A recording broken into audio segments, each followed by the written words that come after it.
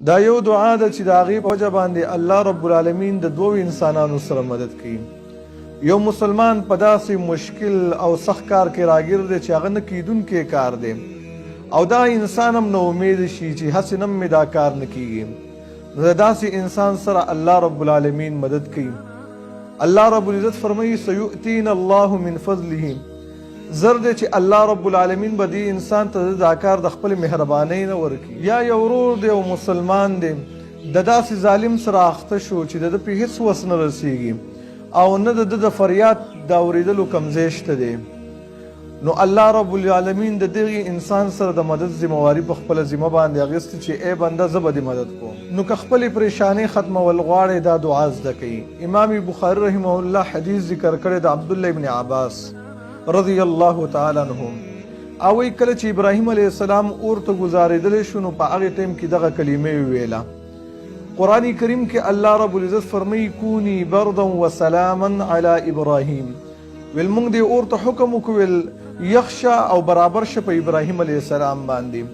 د حدیث او د آیت نه دا فایده راووتله چې یو کار نه کیدونکي ستا امید هم ترې نه کټ شي او تا دا دعا ولوستله انشاءالله رب العالمین به دغه کار ضرور کوي، لکه څنګه ابراهیم علیه السلام باندې دغه اور رب العالمین یخ کو او یو ښایسته ځای ورته جوړ کړلو. تفسیر ابن کثیر دا روایت راوړی دی چې یو ځل زینبه رضی الله عنها عایشې رضی الله عنها ته وویل چې زه هغه زنانه یم چې زما نکاح رب العالمین د عرش د پاسه تړلې ده. هغې ورله جواب کې وویل چې زه هغه زنانه یم چې زما براءت او پاکدامني رب العالمین د عرش نه رالیږلې ده.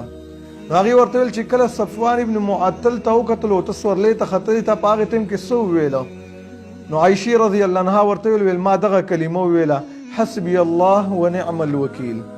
نو زینبی رضی الله عنها ورته ویل چې تا د مؤمنانو کلمه ویلې ده، یعنی د دغې کلمې د وجې نه رب العالمین بره د عرش نه د دې پاکدامني راولېږله چې عایشه رضی الله عنها یو پاکه زنانه ده. قرآن کریم کې الله رب العالمین د دې دعا یو ناشنا فضیلت ذکر کړی دی.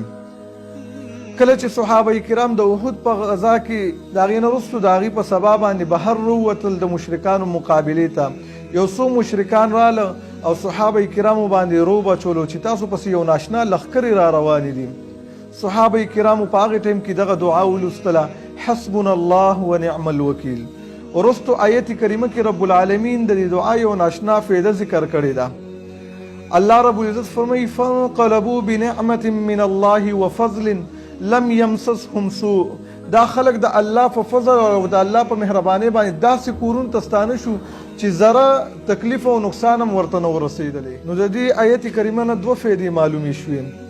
یو دا دی چې د دې په ویلو باندې الله رب العزت 100 نیکۍ درکوي، ځکه د قرآن کریم په یو لفظ باندې رب العالمین 10 نیکۍ انسان له ورکوي.